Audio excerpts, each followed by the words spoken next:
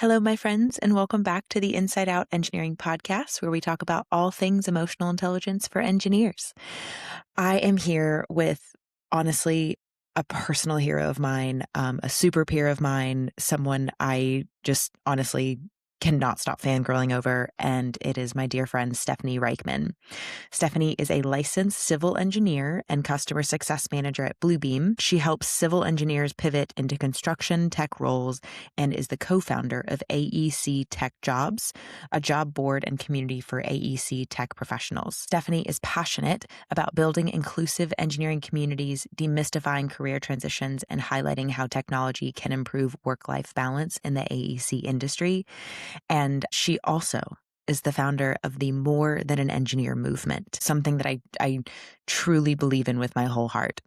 So we are going to dive into everything about that movement, how it started, why it started, and share a lot about our career transitions and the pivots and why we both think it's so powerful to have an engineering degree as your foundation and then use that as a platform to do anything your heart desires. So I'm so excited about this. Let's just dive right in because I simply can't wait any longer.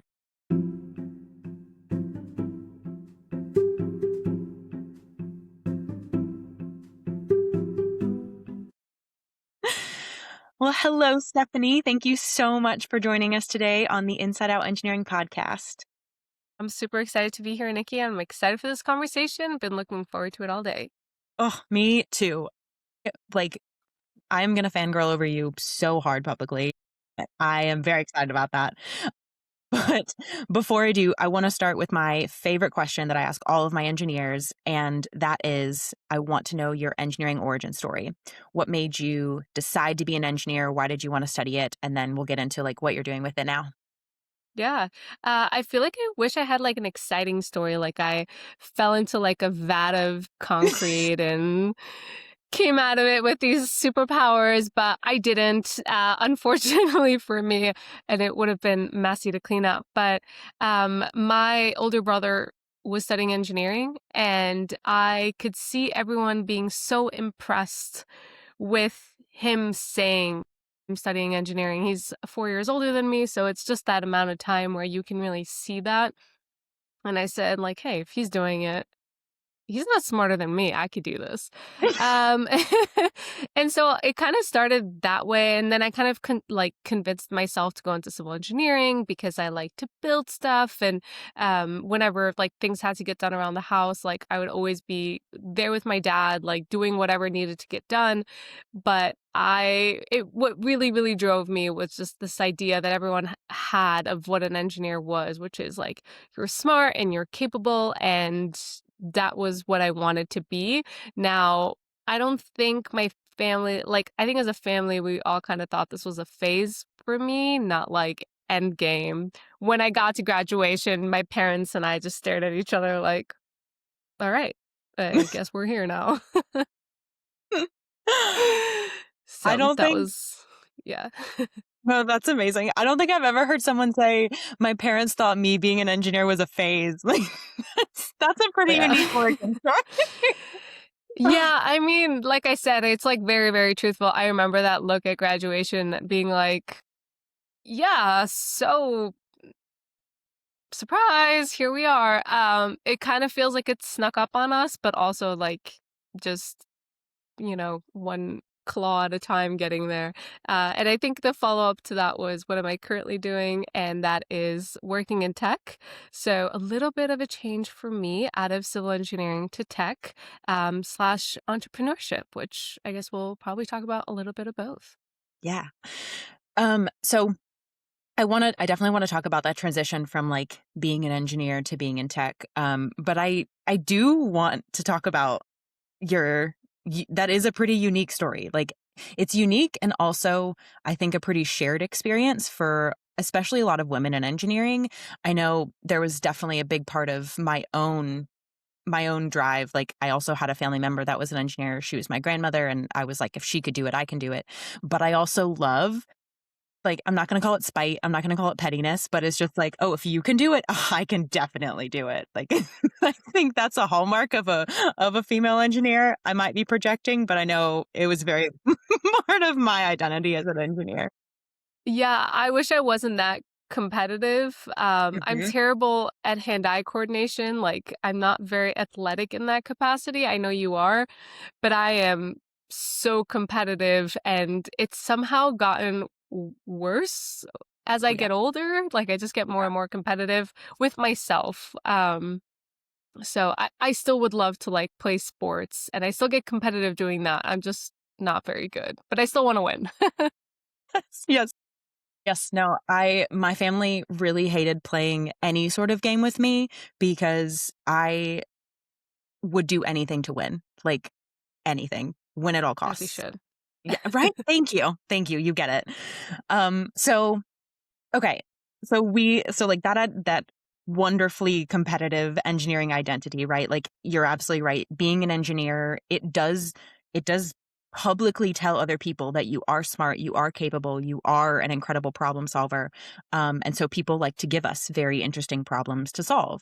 So tell me more about how you used that skill set to transition into tech, because I know that's a huge part of what you use your platform to talk about and how you specifically help people too.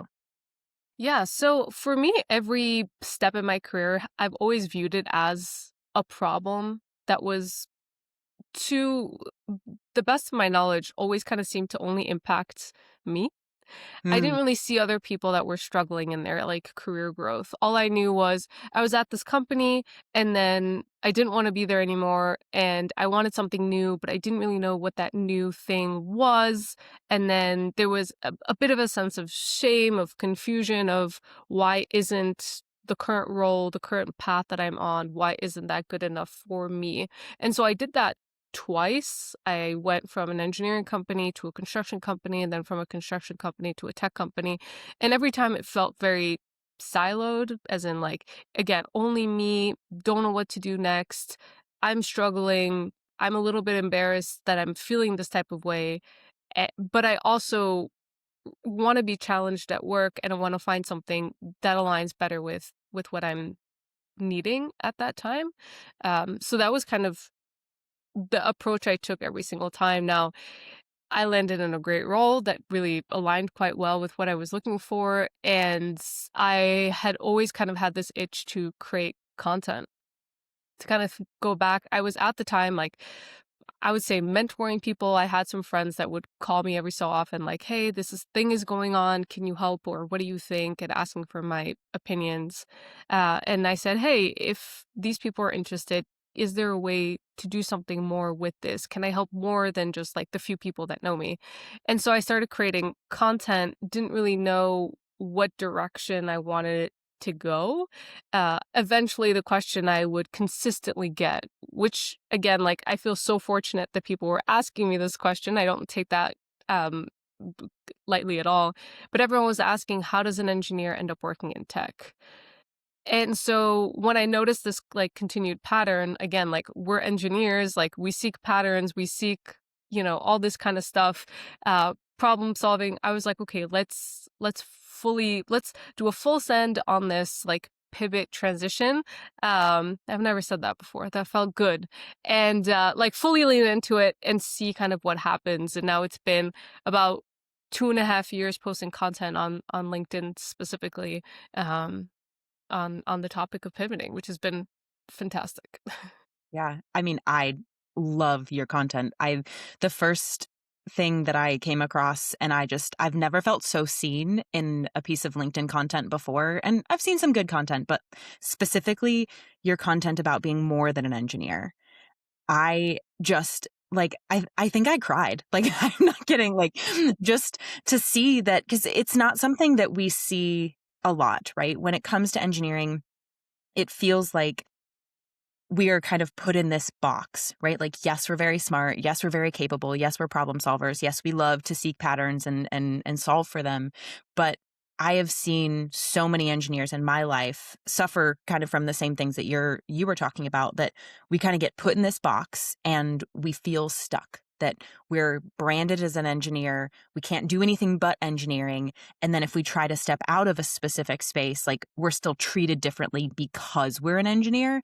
But your messaging about being more than an engineer, it hits so close. It would hit home for me, plain and simple, because that was my whole career. Yes, I started as an engineer, but I started as a nuclear engineer, couldn't get a job, ended up as a mechanical engineer, then transitioned into project management and operations and supply chain. And I just did so many more things, but I still very much believe that in my identity as an engineer, it's like given me those things, but I'm so much more than just the engineer. So I am so obsessed with this. So tell me more. Like how did you come up with this mantra, this rallying call? I'm such a fan. Well, first of all, I never intend to make anyone cry, but I appreciate Happy tears. the love the love behind it. It's interesting because I was having a lot of conversations at the time. It was about a year ago that the slogan kind of came together for me. And it was this weird dichotomy of like all these people that were like, I'm frustrated, I'm in a box, I don't want to be here, I want to make more money, I want more freedom, I want more, I want more. And then on the other side, and then I would ask them like, okay, well, are you applying? Are you trying? Like and the kind of end result distilled down was just fear. On the other side of that, if you look at like top CEOs, and I don't have the exact data, so someone maybe can fact check what I'm about to say, but a lot of people that we look up to that have done amazing things in their career, they've all pivoted. Like nobody started the same thing at 16 years old. They said, I'm going to be the CEO. Like Warren Buffett didn't wake up at 16 and say that. Like neither did Jeff Bezos and the Amazon story, Starbucks and how they grew. Like everyone pivots, everyone changes, everyone has some kind of foundation that they start to build upon until they get to where they are, where then you see them and their success and you're like, I want to be like that person. Well, that person took a lot of risks. That person put themselves out there. That person saw something that wasn't working and made an adjustment in themselves, which is also not unlike my own, not to put myself in the caliber of the people I just named, but Do it. I saw that I saw that happening for myself. Like I was creating content, I said 2.5 years ago. Well, there were things that were working at the time, but there were things that weren't working. I got those questions. I pivoted. I changed my messaging. I had a lot of conversations. I kept changing the messaging. I offered some on the like entrepreneurship front, like some services, then pulled those back and said like, I actually don't have the time to do one-on-one coaching. That's fun, but like financially, I can't make that time and effort happen. Okay, let's pivot. Let's try something else. Let's try to build a website where we can put together all these jobs. Let's call it AC Tech jobs. Let's put something out there so people can find jobs when they're feeling at this place, so they have a place to go to feel empowered, like, oh, I'm an engineer or I have construction experience. Like, how can I take those and bring it to a job? And so all these things start to come together. And so now I think it's very easy. Someone last week in my DMs called me legit. And it's very easy for someone now to maybe look at my profile and call me legit. But that didn't just happen. Like it's been years, it's been effort. But yeah, I think at a certain point, the idea of it's not just being an engineer, it's always about being more. Because at the end of the day, it is like that degree ends up being like one of those foundational pieces. And however you choose to leverage that engineering background doesn't really matter. That's part of who you will always be. And if you use 5%, if you use 89%, like it doesn't take away from what you've achieved. Yeah, more than an engineer felt right for a hat about a year ago, which was exciting. And I sold a bunch of those, which merch is an interesting game to play. But I actually partnered with a company. I have the sweater here and I could do a tease. It'll come out later this week at the time of the recording. But this is the I love it. It's a Oh my for God. those listening maybe and not watching, it is a little beaver, which is a little homage to my alma mater. I went to school at the City College of New York, and the beaver was the mascot, so it's like the most traditional engineering animal, so that's more than the engineer, and yeah, they'll be available in a couple days at the time of the recording, but probably already in full swing by the time this comes out. I am oh my gosh, I even saw your post today and I was like, "I need one in every color. I am wearing it every day." Um, I love that story because it is so true. There's just being an engineer is just one part of who we are, but it is such an incredible foundation. And I love the concept of just of pivoting, right? And I think of it as a similar of like, yes, and like, yes, I'm an engineer, and here's how I can apply all of those skills to all of these different places. And you're absolutely right. Every single successful business that you see today did not start exactly where they are now, right? Everybody pivoted in some way. The market shifts, you evolve, people change, right? So we're not always going to be doing the same thing. And I I've noticed it's one of the reasons I started that mentorship program at the University of Tennessee was when I was in school, the way they talked about engineering and growth in engineering was you're engineer 1, then you're engineer 2, then you're engineer 3, then you're engineer manager or engineer lead engineer, whatever. Then the highest you can be as an engineer is like chief engineer. And not every company has that, and that's not a role that everybody wants. And so it was so I guess disheartening a little bit to just say like, "Oh, this is the only growth path for me. This is all that's available to me as an engineer." And it felt very stifling to think that like I'm stuck in this one box and I have to do this one thing. Um, how I would love to know, and to share with our listeners, like what are some of the best things that you took from your engineering degree and how like what are those skills that you've taken into all of these other roles that's helped you be successful in those roles? Great question. I will take a step back for a moment and say so I studied civil engineering. When I was in school, it was like two options. I had two options, which was nice. It was either go into like engineering design or go into construction. And the kind of the way we talked about it was like the good students went into engineering and the rebels went to construction. So that was kind of like Okay. Okay. which makes sense. Like yeah, it definitely tracks with those of us that went to construction and those of us that went to engineering. To that end, like I did end up going to an engineering company as a project manager, and then I went to construction because I was like, those were my two paths. I did both, didn't like them, pivoted to tech. So I think the biggest thing, really thinking back, I was actually part of a lot of clubs and a lot of extracurricular activities. So I did research starting in my sophomore year. So I helped in a lab. It was a concrete research lab, which was really, really Oh, cool. I yeah. really loved it. I thought I was going to go into like more materials and things like that. And that taught me respects. And let me explain that a little bit more. There were a lot of different people in the lab. It was like the undergrad helpers were like the bottom of the totem pole. And then you had like the grad students, you had the professors, you had like the department chair. I think you got exposure to seeing a lot more of like how the process works. Like you're applying to grants and sometimes you don't get them. And then if you do get them, like this is what happens and publications and like you might be the one doing all the work, but you're still going to be, listed at the end of the publication because you're the lowest on the totem pole, and like that's okay. So that taught me a lot about a certain type of work. That was still a little bit different than obviously other things that I've done, but it taught me a lot of um, responsibility. Things had to happen, the beams had to get demolded on Monday. You got to be there on Monday. You got to go put them in the chamber. You got to go check on them. Like it. it taught me the respect for the process, the respect for the people.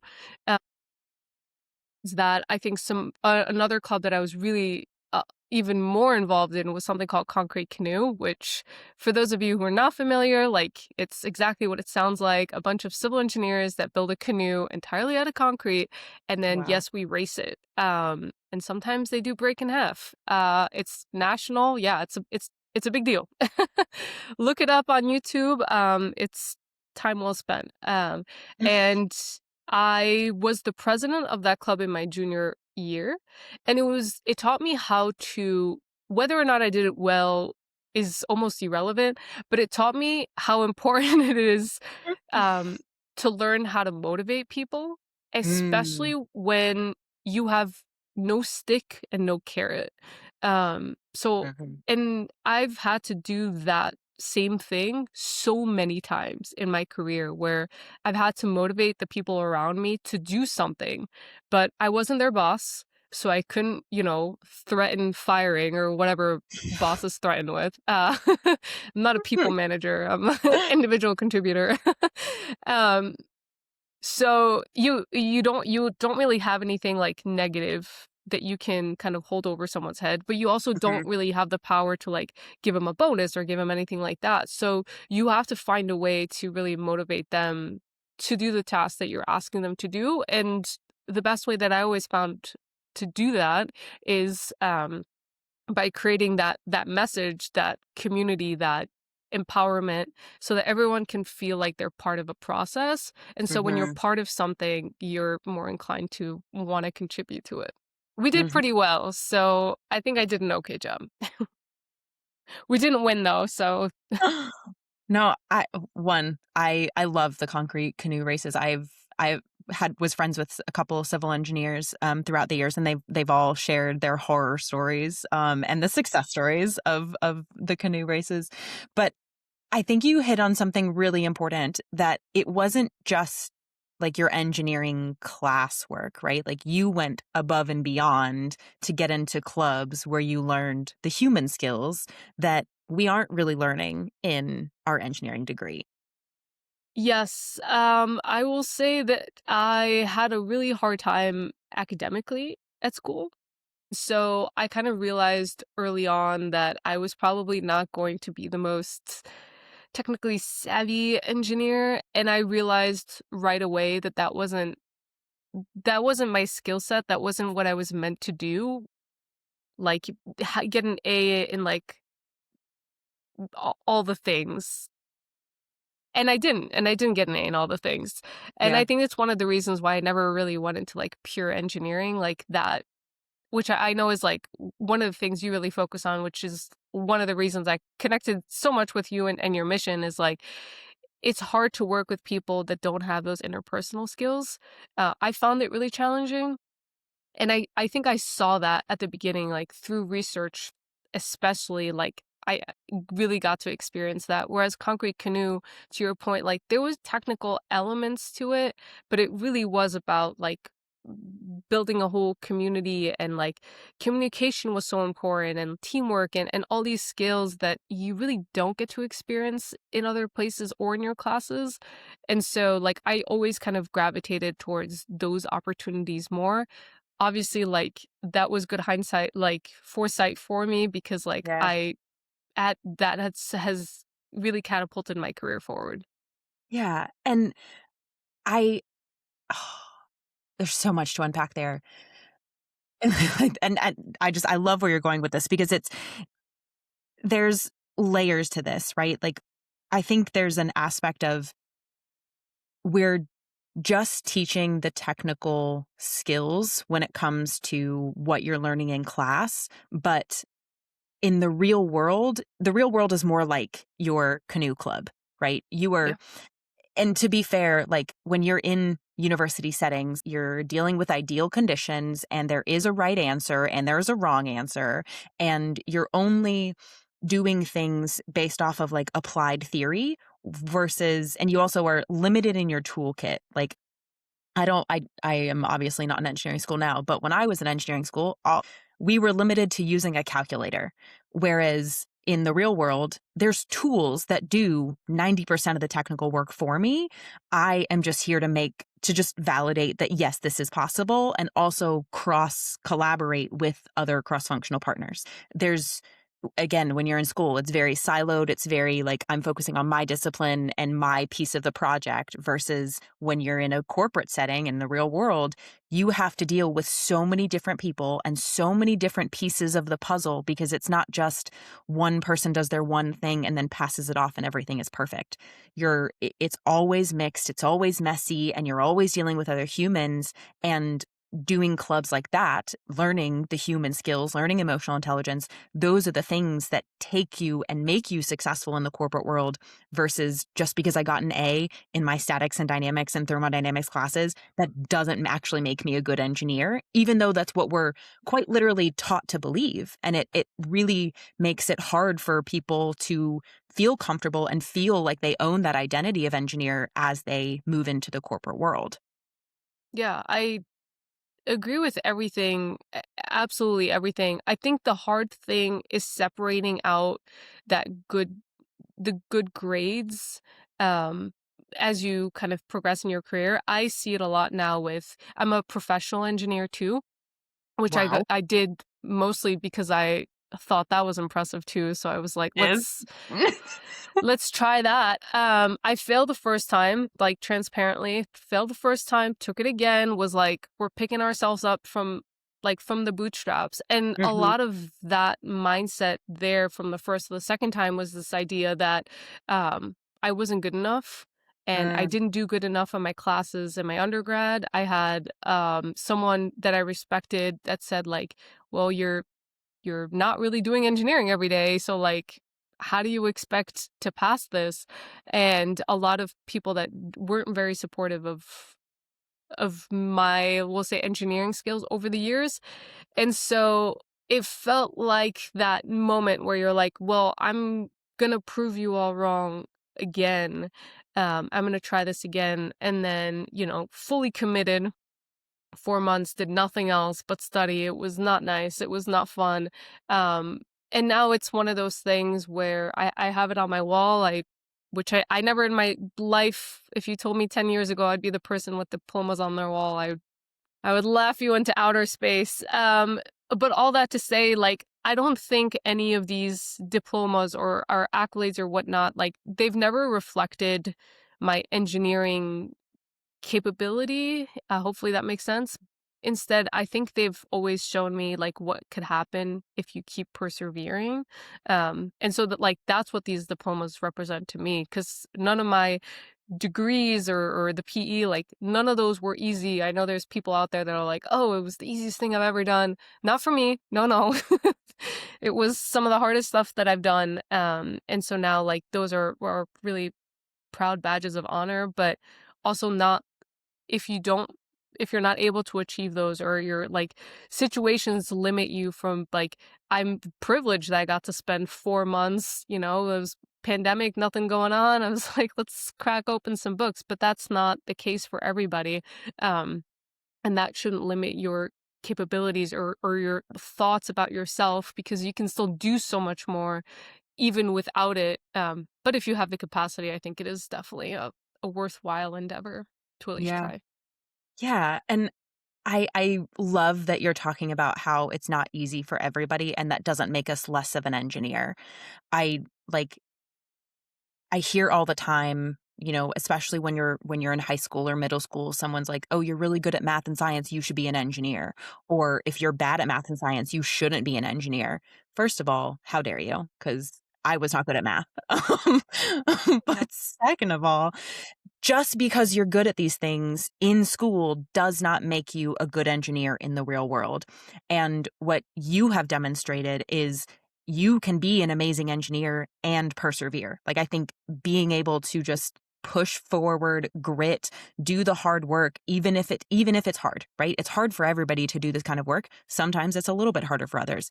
And the hallmark, I think, of what makes you a good engineer, like you as a human and also the collective you, is the fact that you are willing to do the hard work to get a result, regardless of what that is. I think that's what makes you an engineer, not whether or not it comes easy to you. Yeah.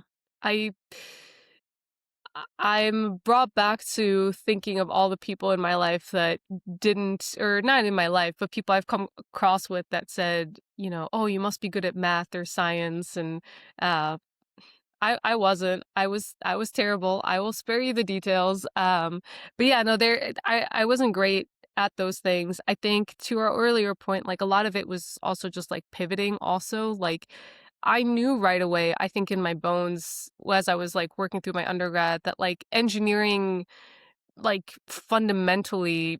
Like being a design engineer, I'm saying wasn't for me. Like I just Mhm. knew it wasn't. And instead of like trying to shove that round peg in a square hole, right? That's the saying. Sure. Um, Yeah. I was like, you know what? This isn't, I see the value in the degree. I also Mhm. see the value in not doing this, like, idea of what people have sold me on engineering. Like, I think I could do more. Let's widen the tool set and like try to get as many experiences as possible, because I think that's the cool thing about school. Like you can have all these different experiences and then you kind of get to figure out what you want to do next. And sometimes you're forced to do things, and those things that you're forced to do will be the catapult to your next opportunity that you didn't even know. For me, when I went to grad school, I was forced to teach a building information modeling class. I didn't want to. I was forced to. I can't, like stress that enough.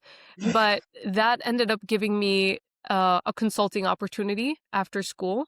So Mhm. that was some cool extra income, like entrepreneurship and all that. But then later, I was able to use both of those past experiences, so the teaching and the consulting experience, to start my very own virtual design and construction opportunity. Like I had no idea that all these things would start to come together, but that's what happens when you're open to opportunities, putting yourself out there, asking the questions, and just kind of seeing where the opportunities are, as opposed to some people that I meet now are like, well, in 3 years, I'm going to be a PM. And then in 4 years, I'm going to do this. And then 5 years, it's like, that's that's great, and I hope that that works out for you. I really, really, truly do.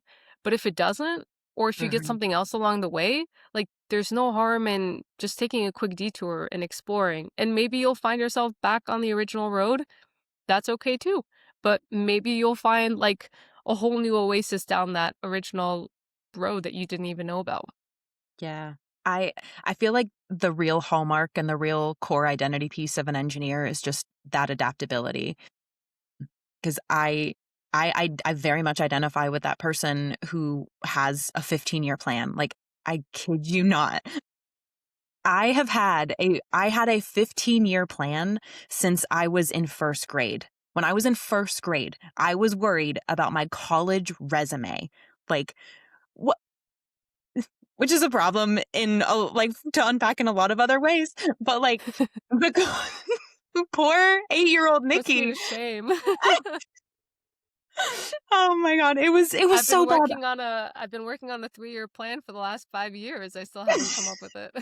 If it makes you feel better, like, I threw my 15-year plan out the window when I got to college because, like, okay, my 15-year plan was to, because at the time, like, my whole family's in aviation, and my dad wanted all of us to be airline pilots, so I was gonna do exactly what my dad said, and I said, "Alright, I will be a pilot. I will," my whole plan was to, like, solo at 16, get my commercial multi instructor at 17, then teach until I was 21, get on with an airline, and then go work for FedEx, fly the MD-11, at some point get married, make my husband stay home because I was gonna travel the world so he could stay home with the kids. And that was my 15-year plan. And none of that happened. I take it back. I did solo at 16, but when I realized that I was not interested in being an airline pilot anymore, I was like, I I have absolutely no idea what to plan for now. I don't even know what my future looks like now. And when I found engineering, even then, I thought I was like, okay, my 5-year plan for engineering was get my engineering degree, go work as an engineer. That was the only plan I could come up with. And even that, right? Like it was nothing I have ever really planned for has ever actually gone according to said plan.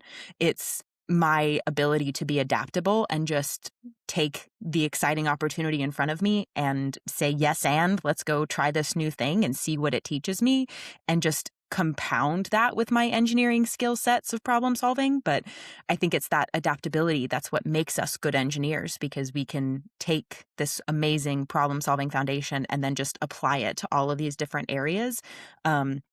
That makes us more successful. But it's human nature to want to plan for things. Like we want, and I think that's another thing that like a lot of us seek engineering for, is we seek engineering because we think it's going to give us certainty in some form or fashion, right?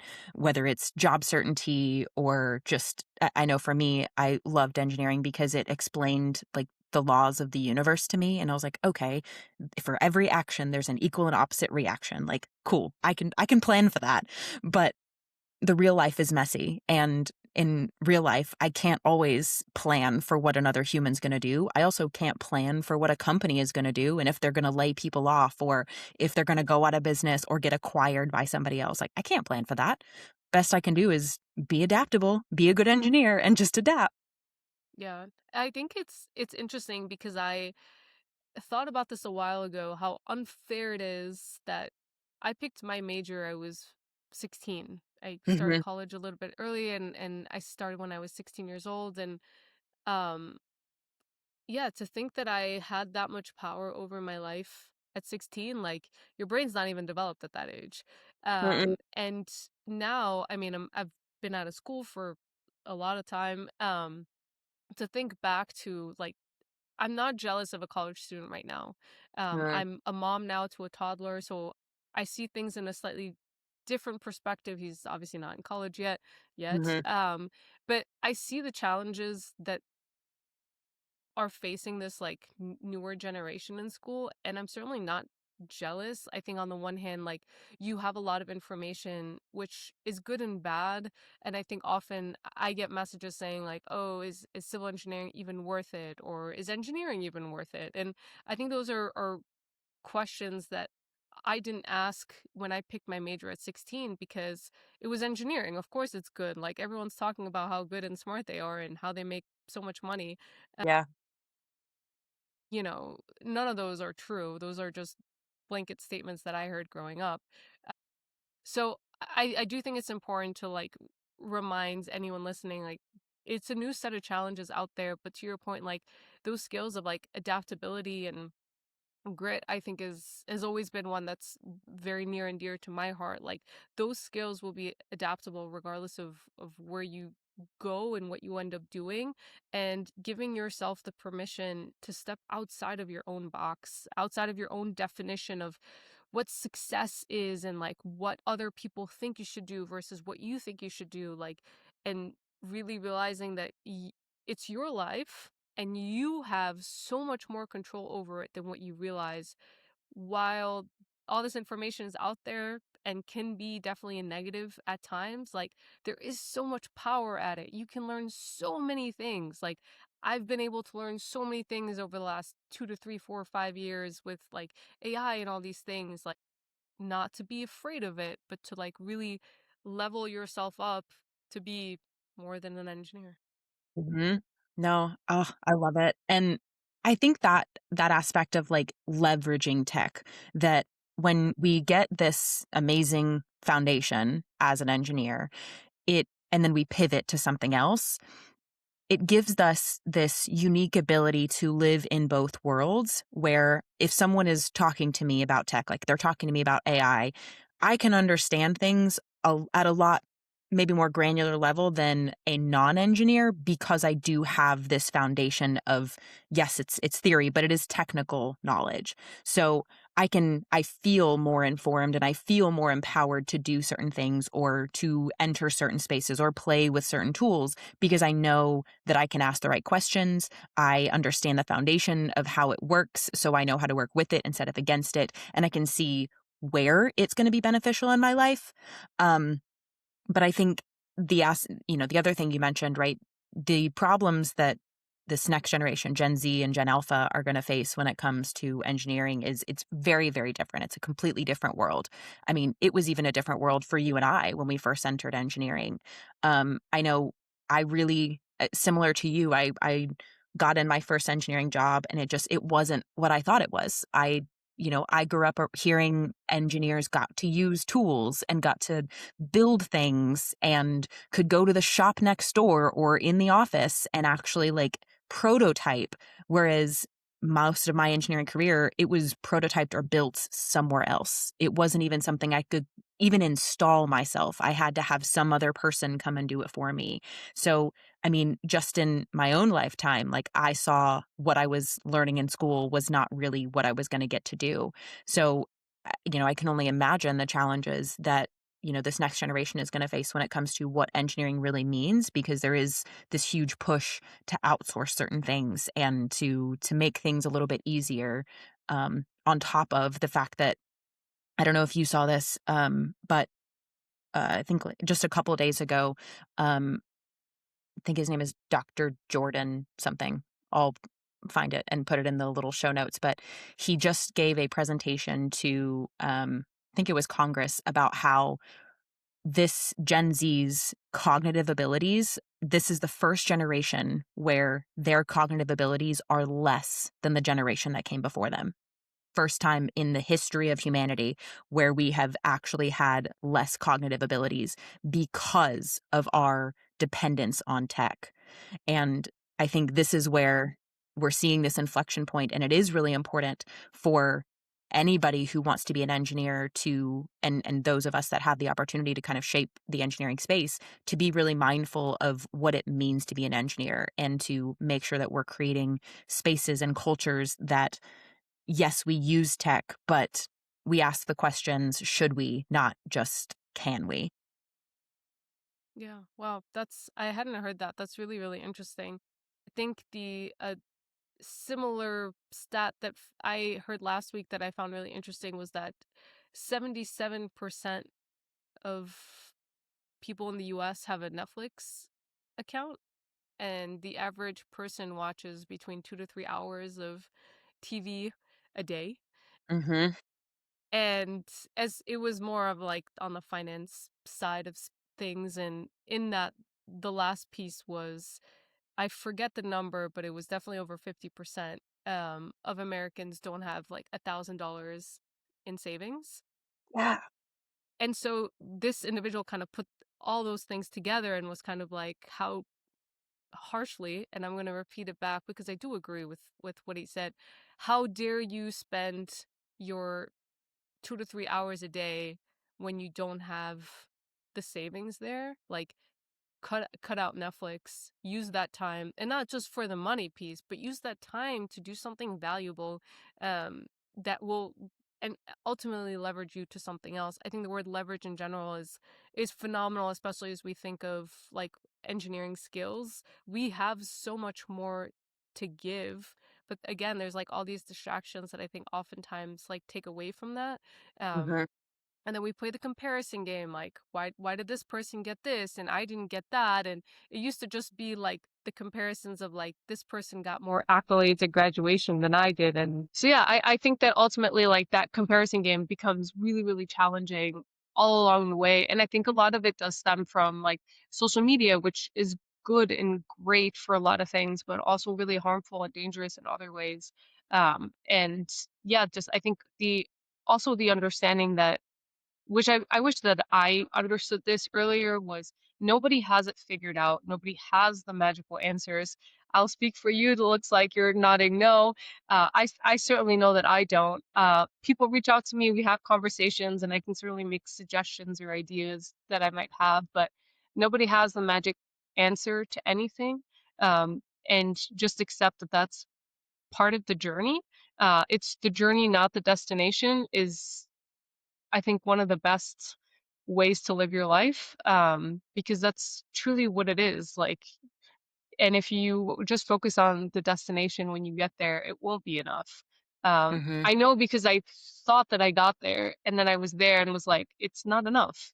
I want more. And then now it's just like embracing the journey to get to wherever, I think I might want to go, but also accepting the fact that I'll probably take a couple detours and never actually end up where I think right now in this current state I want to go.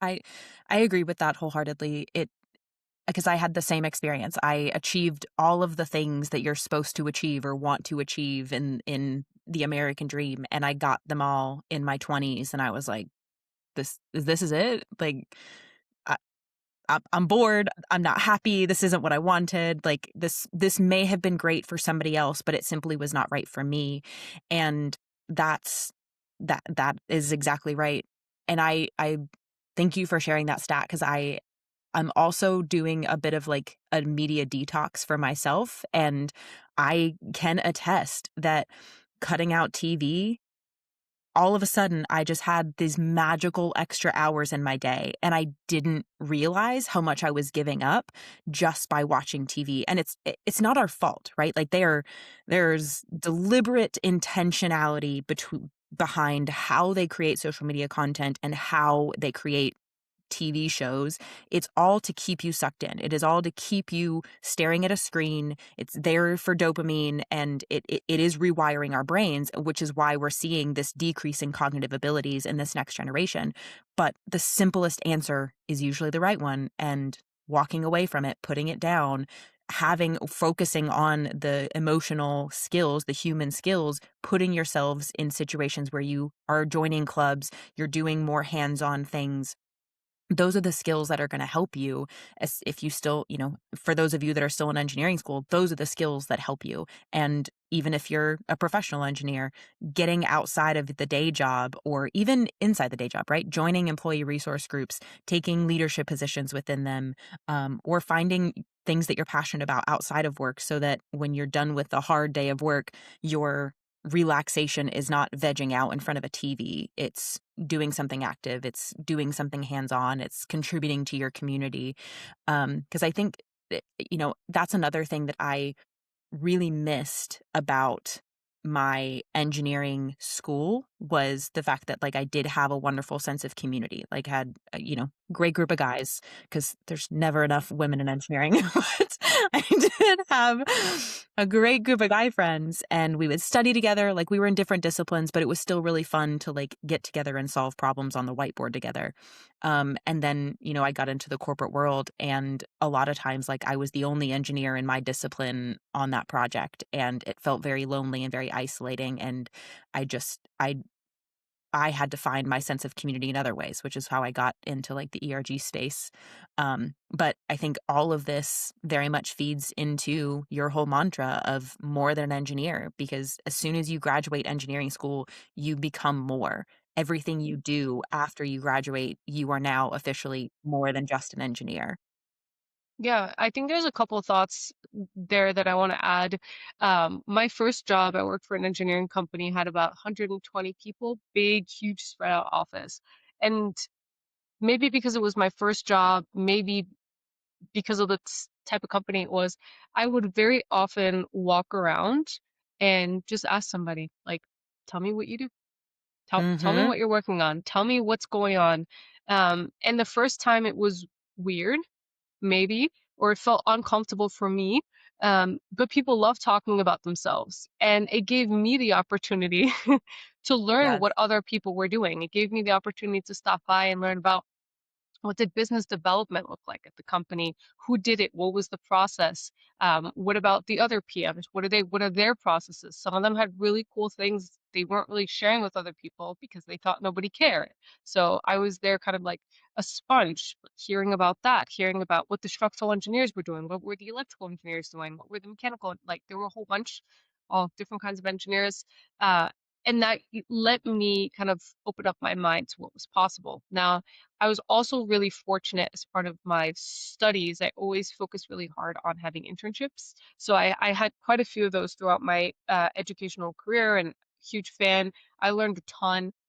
But I would say the one thing I learned more than anything is the power of a cup of coffee, um, which I don't feel like, I don't feel like I hear that enough. But it was interesting because it'd be like, oh, you had a rough day. Let's go grab a cup of coffee. Let's talk about it. And then there's a person on a project that's like not really working with you, take them out for coffee, see if that helps. Coffee didn't work? Okay, let's do lunch. They need lunch. Let's have lunch. And I've taken that skill set, which isn't really a skill set, taking somebody out for meals or whatnot. That's And I've emotional. That is skill. That's a skill. That's emotional yeah, intelligence right there. okay. That's a Yeah, skill. I feel good. I feel good. Skill earned. But I'm distinctly thinking about one experience where I really had a hard time working with, it was a superintendent. We just weren't really seeing eye to eye, and um it was just challenge, and I couldn't really tell what was going on. I was in the office, they're in the field, and I could sense there was friction there. Phone calls were being ignored. I drove out to the job site, said, "Hey, let's go do lunch. You pick a place, my treat." I'm pretty sure the company even paid for it, so it doesn't even need to be your treat. Anyways, I'll do the expense report. Um, and over lunch, didn't talk about work at all. Not necessarily. Let them talk about themselves, let them talk about their life and like what the challenges are day to day, what's exciting to that individual, what do they spend their weekends on? How's their Mhm. family? What's their family life looking like these days? Suddenly it's like a whole different type of connection you can make with someone when the only thing, instead of picking up the phone and saying, "Hey, how's the job site looking today?" It's like, "Oh, hey, it's Monday. How's your weekend? Did you get to Mhm. go do that thing with your kid that you really were looking forward to?" "Oh, well, fantastic. I'm so happy to hear that. Okay, so did that delivery come in? Do you know where that is?" Like, what a different place to be than like being robots and just expecting the human to leave their human elements at home and be like purely focused on the work at work. It's a nice idea. I've never seen it happen. And when you get to connect with that person, wow, suddenly everything like all the wheels and gears are moving. Oh, I bet Stephanie would love to know that this arrived. Let me give her a quick call. Let me do this. Let me Mhm. do that. I'm there. You're top of mind. And suddenly, and all it took was a phone call, a coffee, a lunch. Like these are the magical tools of the tool set right here. Those three. Mhm. And they're Yeah. pretty incredible. Yeah. Treating humans like humans, Mind blowing. novel. And like a novel concept. And oh, I'm so glad you went there because that's exactly that's exactly my own experiences. That's what made me so successful. It's what put me in leadership positions. It's what got me projects that were quite literal shows. And those are the ones that we could clean up because I treated humans like humans. Those, you're exactly right. Something, my whole career changed because one woman asked me to go get a cup of coffee because she wanted to pick my brain about something. Like, you are so right. The power of a cup of coffee, the power of just connecting with somebody at the human level, because you're right. That whole, I don't know where this like concept of like separating your work life and your personal life came from because we're not machines. It's impossible. Everything that's happening at home is affecting you when you come into the workplace, whether you're consciously aware of it or not. If you just had a fight with your family member or a spouse or your kids having trouble in school, it's going on in the back of your brain. And instead of just like burying it deep, deep down and projecting or just taking your frustration out on your PM or your installer or your mechanic, you could just, hey, let's talk about it. Maybe I'm the only person that's going to at least like check in with you at a human level today, but I when I was leading teams in corporate America, I the most like controversial thing I did was the fact that I told my team, I want you spending 90% of your time in meetings, whether one-on-one or in or in, more group settings, talking about each other, talking about your lives, talking about personal things, talking about your families. Like, I don't want you talking about work for 90% of the meeting. 10% of the meeting, you can get stuff done only if you've really successfully done the 90%. And just doing that one thing, treating humans like humans and caring about them, right? We can't lead people if we don't care about them. And if they don't feel cared for, they're not going to show up for us. So just that simple act of saying, hey, I know we're all in this together. I know we have lives outside of this day job that we're in. Let me acknowledge that. Let's talk about it. Those are the things that make you successful. And that is the hallmark of emotional intelligence, knowing to treat all humans like humans, including yourself.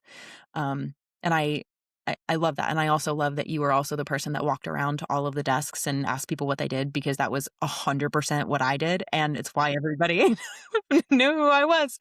I simply could not sit still, and I could not talk to people. So, Yeah, thank you. I'm so glad that feels normal.